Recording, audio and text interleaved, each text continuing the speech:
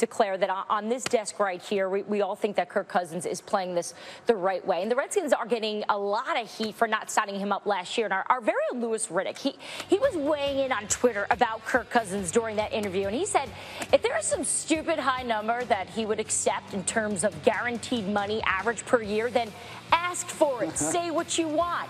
And he followed up with the amount of cheerleading he's done for this guy. Sorry, Louis. Is nauseating. Yeah, exactly. You have an injured arm and you're Sweet Louis coming out of the bullpen on us. Louis, I am happy that you are joining NFL Live right now. So Louis, who messed up in this deal? Well, look, there's always, when you're talking about negotiations, it takes two to tango. Two people have to come to the table here. And right now, look, I don't care who wins in this situation, quite honestly, but let's put it this way. There's been a lot of talk out there for the past 2 years about how the Redskins are lowballing Kirk Cousins, how their offers and what they're offering him in the range of what they're offering him is too low. It's disrespectful. Kirk doesn't like it. His agent doesn't like it. Well, where is that coming from? Where are those numbers coming from? Because right now I hear a lot of chatter about how the Redskins right now, it was bad form to leak these numbers and put these numbers out there. And what they're trying to do is kind of play the fan base against Kirk Cousins, or rather turn the fan base against Kirk Cousins. No, actually all they're doing is they're putting their name on an offer that they made on May the 2nd, gave them 2.5 months to make a counteroffer. We've talked so much about, and we've talked a whole lot about how Kirk is betting on himself. Well, if you're betting on yourself and you're feeling that big and you're feeling that confident about where you are and what you deserve in this market, ask for $50 million a year. Ask for $30 million a year.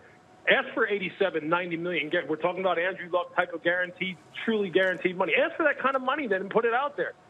But Lou, go back to the Redskins offer. Lou, go back to the Redskins offer. Why did they come in so low? If Washington is committed to making him the starting quarterback, why come in at such a low number? Well, hey, that's something you'll have to ask the Washington Redskins, how they feel about their offer at $53 million fully guaranteed. So you have to ask them why they came in at that number. Ask why didn't Kirk make a counteroffer? Why didn't his representation make a counteroffer? So why do you think Kirk didn't? Because look, that's negotiating. Because he doesn't want to be there. If he wanted to be there, you would make the offer. You would counter. Look, we've all been in contract negotiations. This isn't something that's just specific to football. We negotiate contracts at ESPN, MLB, NHL all the time, and a contract negotiation is just that. Make an offer then, and then meet somewhere in the middle. Don't just sit there and whine and cry and have a whole bunch of people saying that they're disrespecting you. Make an offer. If they turn you down, then walk. Bet on yourself again in 2017 that you're not going to get hurt. Yeah. And then bet on the fact that, look, right now everybody's talking about the fact that, 2018 is already in the bank.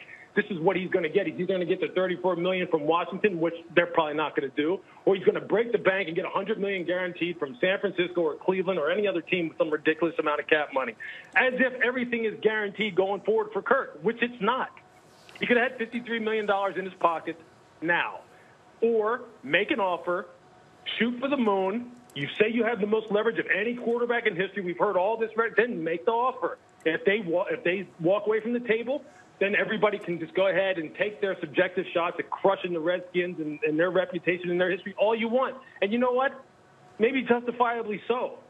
It's just to me, as a former player and as a front office person, if I'm a player and I believe in myself, I'm telling you what I think I'm worth.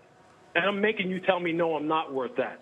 I'm not going to sit there and have people doing it for me and having people say, well, he's being disrespected and all this, and never making a formal statement yourself about what you wanted. But the Redskins do it, and people kill him because they say, well, that's not really fair value. That's not really what Kirk deserves. Okay, well, look, this isn't a matter about what he deserves. It's about what he can get. So don't use the term what he deserves. Look, we all know that the marketplace isn't rational anyway.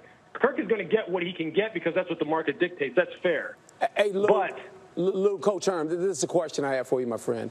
Okay, if you're the GM, what happened to them with Robert Griffin? Do you believe that scared Washington a little bit because of how Robert, obviously his first year lit the league up, but then after that, struggled and went through whatever he went through? Do you think they're feeling a little bit of pressure in the fact that, you know what, we don't want to all of a sudden put all the money on the table for a guy that basically, won some games, got us in the playoffs, couldn't get a playoff